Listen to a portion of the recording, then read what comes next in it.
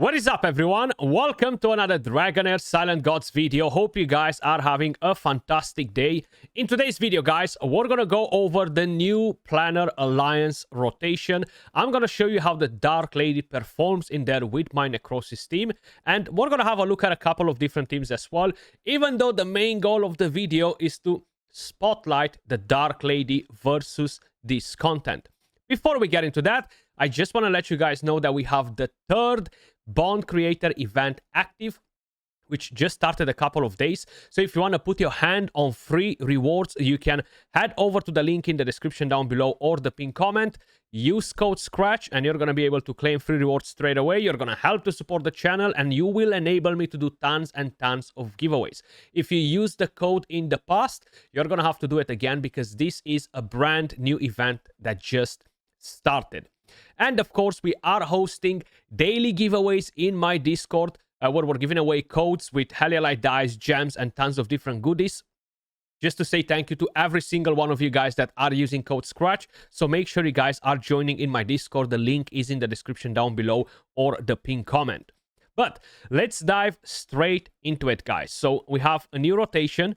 Basically, this time around, we're going to be able to deal additional lightning, necrosis, or ice damage. Okay, these bosses will not stun.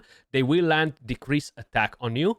They will put increased defense on themselves, which can be pretty annoying. And I'm gonna show you basically the necrosis team first. I've managed to get a pretty damn good result, at least with the build that I currently have on my little one. Unfortunately, she's not that crazy overall. Now, positioning wise, man, I've tried so many different things on how to position them. It just feels like it's not really making a difference. Okay, the middle boss is the one that takes extra necrosis damage. You can try and spread them around and put them however the heck you want. It just doesn't feel like it's making a difference whatsoever. Okay, at least it just doesn't feel like it. So just to keep that in mind as well, we can actually do like this. In terms of the team, this is what we have on. I do run a gambler set on my Lelwonis because with the mythical gear, I lost 1 billion damage. You've heard that right. 1 billion damage.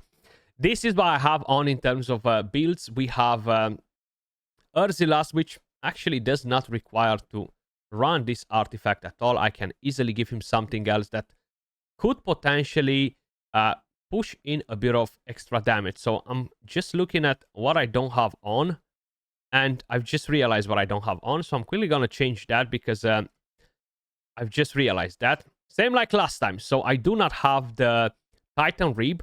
So I'm going to give him the Titan Rib. That should get the job done. I'm going to give him a resistance thingy from here. 300 resistance. That should get the job done. I'm not going to save it because actually, I can save it. You know what? I can save it. I can just run around with a slightly different team later. The whole idea is that you want to try and push the damage as high as possible. Now, on the Dark Lady, we are running the Solar King's Horn. We have an Emissary Crown. I'm running 2 Emissary Crowns, guys, because like this, I'm going to be able to keep this boost on pretty much non-stop. She does apply debuffs with the battle skill as well, with the ultimate skill. I do have it on my Bernard as well. I could give her a Brotherhood set instead and maybe give her just different attack sets to pump her attack even higher to like 7k or something like that, and that might squeeze a couple of extra millions, a few extra millions in terms of damage. Skill timing wise, this is what we are running on. She's going to be on default, which is 8.8 seconds for her. The rest are just going to go ham as they feel like they want to do it.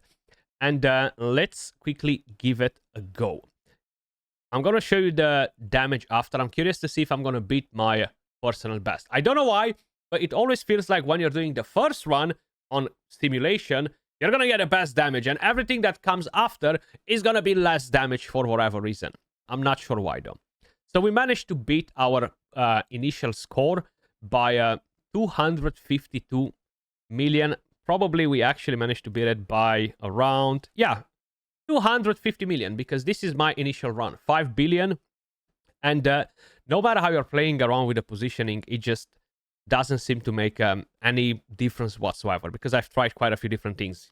As you guys can probably notice, I have only 5 combat simulations left. So I'm gonna save this one. It's a pretty good damage. There is kind of like no point to go extremely competitive in terms of alliance ranking because we're all getting the same rewards. Server wide, yeah, it's kind of like worth it to try and get something something higher done, but this is what you're getting in here, right? So you're just getting the fragments. The higher, the better, of course. Now, I'm quickly gonna show you the builds on that team because I've just went in with it and I did not actually show you everything properly. So we're gonna go over the builds on that team. I'm actually gonna go in here right here quick. Then I'm gonna show you a couple of different teams that I'm most likely planning to use. And one of them will be Ice Blast, which is performing pretty well. I've done some very good changes there. I'm gonna show you how that actually looks like. But let's go with this one, Necro Dark Lady. So these are the talents on Urzilas. This is the build on him, which we just recently adjusted. Then we have Lelwonis. This is the build on her. We have a Gambler set. The more crit damage you have, the better. Unfortunately, my luck with gear was absolutely rubbish this season once again, so I can't really get a much better build, unfortunately. Then we have Centralia with high attack, a Brotherhood set, and we have, of course, a downpipe organ. Then we have Bernard. She is with Witch's Remains, another Emissary Crown set, and these are the talents on her. Just some accuracy. And the Dark Lady with the Solar King's Horn. That will give us some healing too.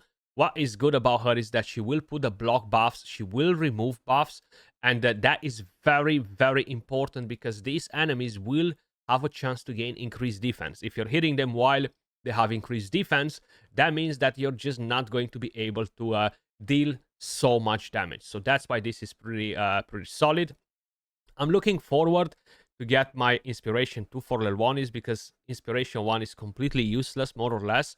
But the second Inspiration on her is just such a game changer. And another thing that's really, really powerful for this team is having Inspiration 5 on Centralia because she's going to give double the boost to level 1 is. So that damage is going to go through the freaking roof. You've seen the skill timing already for this team. Now, let's head back into it. I'm going to show you the Ice Blast team as well to see basically what I've done.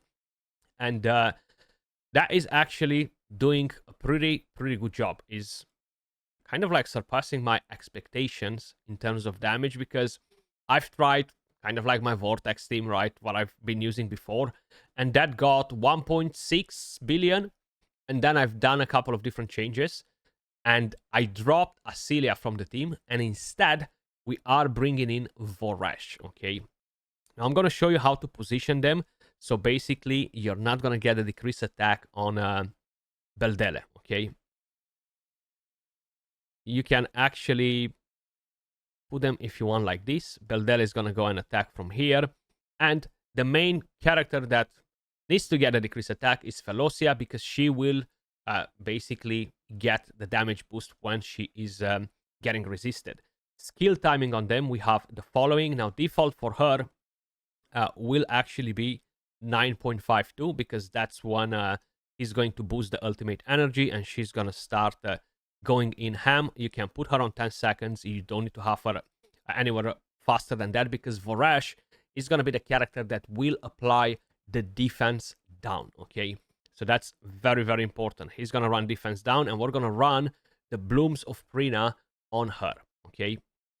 And that will enable us to do a good chunk of damage as well. And we are running the Pipe Organ on him.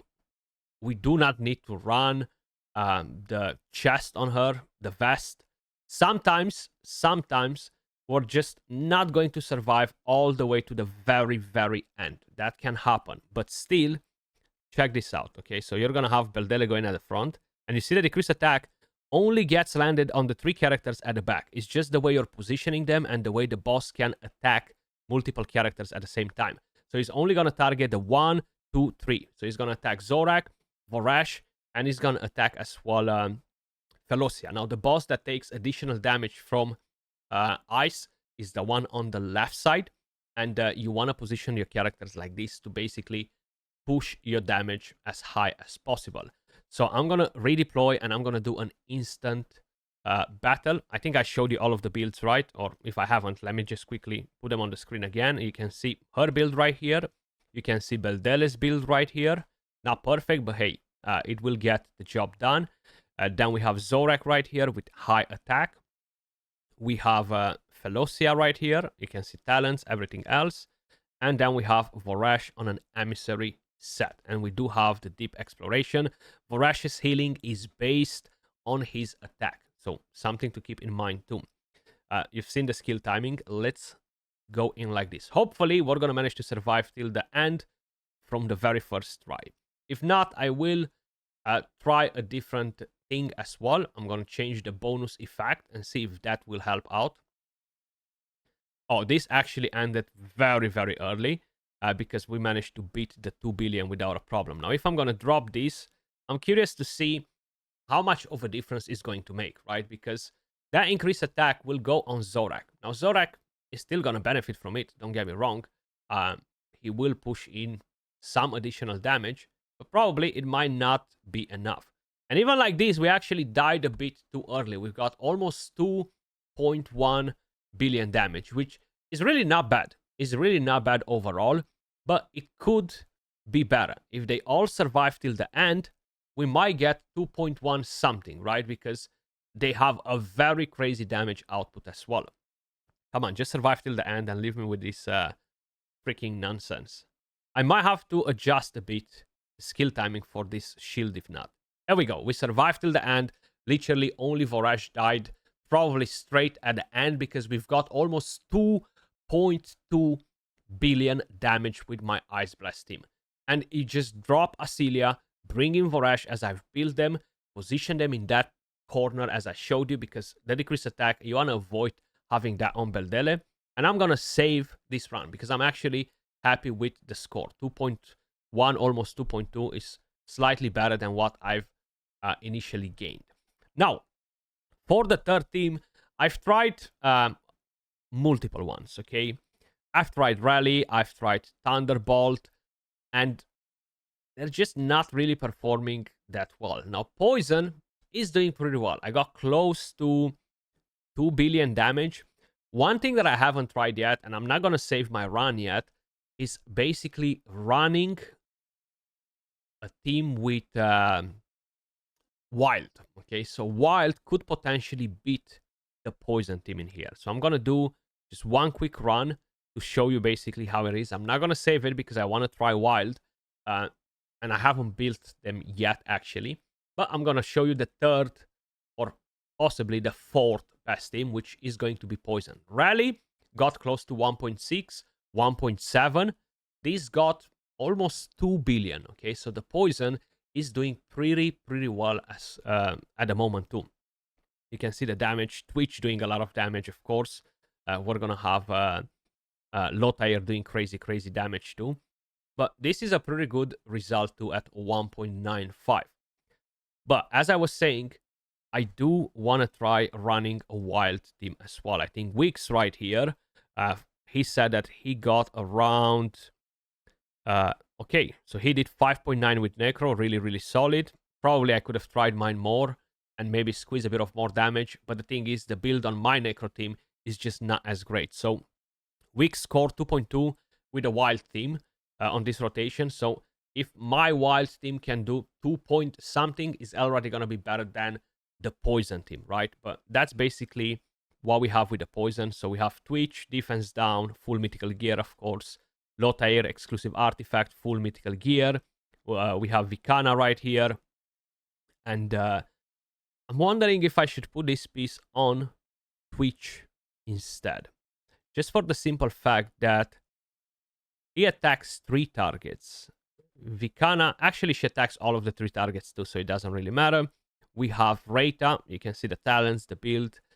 We do have the Titan Reap, and we have an emissary set. She has this talent that keeps the team alive with the healing, so you don't have to stress about that part. And then you have Corin with the pipe organ, and we have Puppeteer set. That's pretty much it. I do want to try the Wild. if he's not going to perform better, this will be my third team, because Rally is not getting close to this this type of damage this week. And Thunderbolt only did like 1.4 billion, which is a bit on the low side. But that was all for this video. Even though the main goal was to kind of like spotlight the Dark Lady in the Necro team, because I was not able to do it in the previous video, I did decide to show you the rest of the teams as well, because hey, if I'm doing it, why not?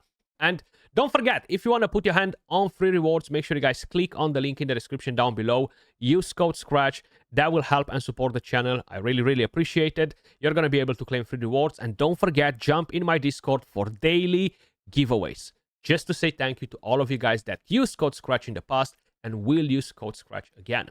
Much love, and I'll catch you all in the next one. Peace.